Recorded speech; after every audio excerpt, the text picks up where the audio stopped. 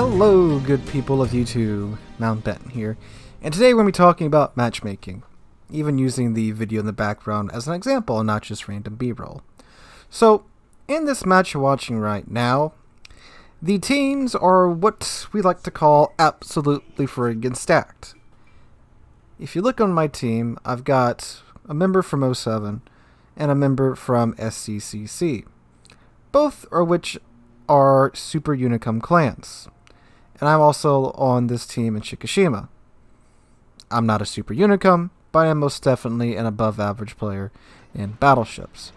And I've certainly more so German battleships than Japanese battleships, but it's me in Shikishima.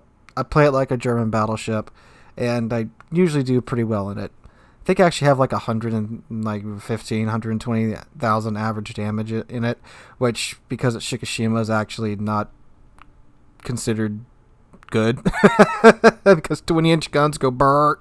But yeah, anyway, so I'm decent in Shikishima. If you guys know, I play it a whole lot. I mean, if you've been watching the channel since I got it, it's been like the B-roll for like 70% of recent videos, just because I play the thing so much and I do enjoy it. But anyway, the teams are stacked fairly harshly, and you can probably infer what's going to happen from that statement right there. This is going to be a blowout match. It won't be a very quick blowout match because the enemy team doesn't die as fast as teams tend to nowadays when the opposing team is stacked so hard. And it's not just me and the two Super Unicums on my side that are good. When you see the end results screen, you will see that my side certainly had the advantage just looking at the clan tags, not the clans per se, but the color of them. Most of these guys are well above Gale and into Storm and Typhoon. So yeah, these are pretty darn good players that I have on my team. Look at the enemy team, a lot more average, which isn't their fault, not their fault at all.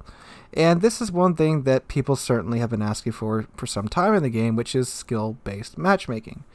Now, the problem with skill-based matchmaking, not in just World of Warships, but in any game, period, is that it's very easy to manipulate that, where you are assigned some type of number based upon your skill. It would be like if the matchmaker suddenly you started using PR from the stats website, where players would be assigned to teams based upon their PR.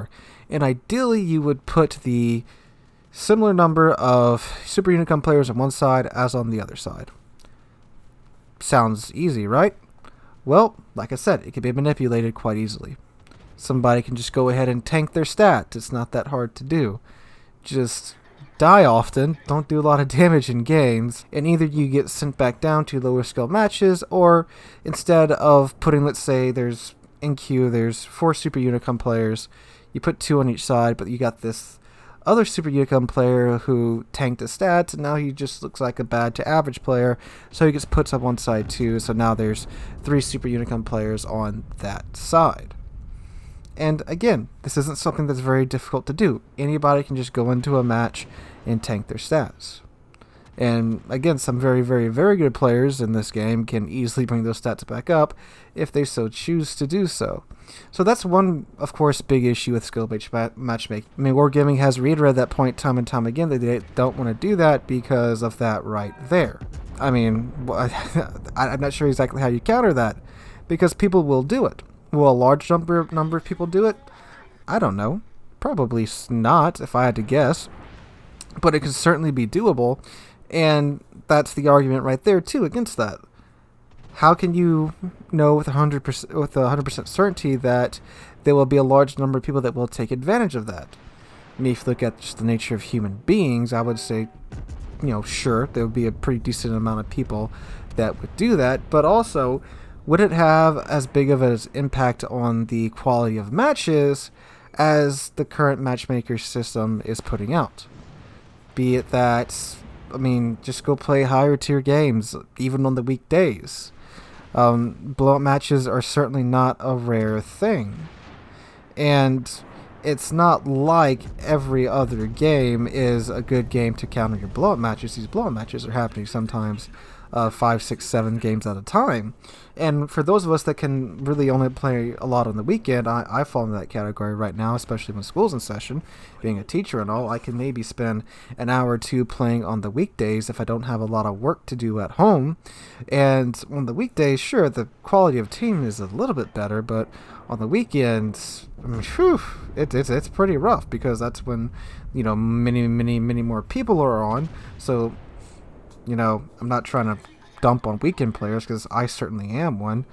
It just seems that, I guess, with a higher number of people on, there's a lot more average skilled people on, and a lot more lower skilled people on, and even at higher tier, you get matches that just completely go one way. And again, I put out a whole video explaining what I think is going on with blowout matches, and it's certainly not just people playing on the weekend's fault. It's not the average Joe's fault. The average Joe should be just that, average. And I don't think there's a huge portion of the population that are extremely below average that are, for whatever reason, causing tier 10 matches to go this way. There's several other issues involved. And again, go check out that video if you guys want to see that reasoning that I put out in detail. But what other alternative is there to skill-based matchmaking to improve the matchmaker? Well, maybe not skill-based matchmaking, but win rate-based matchmaking? Like recent win rate? The way Warships is designed is that you have to work together as a team in order to win. It's not like Call of Duty where one guy can absolutely carry his team to victory. Sure, if you go look on YouTube, there's replays that show this, but in actuality, not so much. I mean, for every video that I have of somebody carrying their team to victory, like the Kremlin replay that I put out a couple of days ago, I honestly probably have 10 or 12 where somebody did just near as good, but it didn't matter. I think there was a replay put out some time ago, I think it was actually a couple of months ago, where I think it was Val, Kriller, and Addison in a triple division. They were in an 899 division, 2 Musashi and a Graf Zeppelin, or an Indomitable, or Implacable, one of those. They got 10 kills between them. 10. That's 95% of the enemy team. If not, actually, it's probably like 96.7 repeating. They lost. 10 kills. And they lost. Yeah. Because if your team doesn't work together, you can't win. So, yeah. That would be, in my opinion, a bit harder of a statistic to intentionally mess up. I mean, I guess you could say if someone really wanted their team to lose, they simply could just not cap something. Sure, but that's just one guy. Or they could sink enemy sink enemy ships to help them win. Sink friendly ships to, of course, screw up their own team. Sure. But at what point, again, is that going to become a widespread issue? Especially with the friendly fire mechanics, because sure, you can torpedo your teammate to a certain point, but then that damage will be reflected back upon you. And there's actually some whispers that friendly fire may be going away altogether. And again, those are just whispers and rumors. I have no source for that. Just what I've been hearing. Especially because of a certain ship coming out that has many a torpedo. And to justify its release, they may be removing that mechanic. But again, just whispers. So again, the question is, at what point would a system like that looks at win rate be worse than the current system we have right now, which is just teams thrown together randomly? And of course, it is random battles. It's meant to be random. But is the quality of random battles worth it to just have teams randomly thrown together? Another thing that they bring up a lot when they talk about matchmaking is the queue time. Right now, from, well, anywhere really, queue times aren't very long. I think the longest I've had to wait is normally around like 2 or 3 o'clock in the morning. And even then, it's not all that long. Maybe 2 or 3 minutes, which is fine in my opinion. I mean, shoot, back in Battlefield 3's day, we used to have to wait 4 or 5 minutes for a match. And that was an insanely popular game.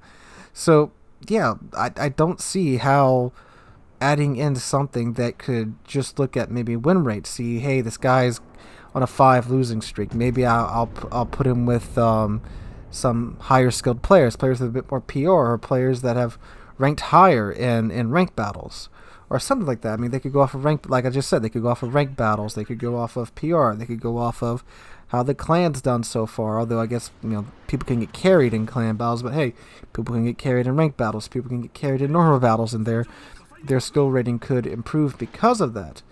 And any system, honestly, besides the one that you have right now, has some way that can be manipulated if you put some number in there for the matchmaker to look at. So it really wouldn't do much either way. Again, that's why in the blowout video that I put out so long ago, there's multiple issues feeding into this, and matchmaking is certainly one of them.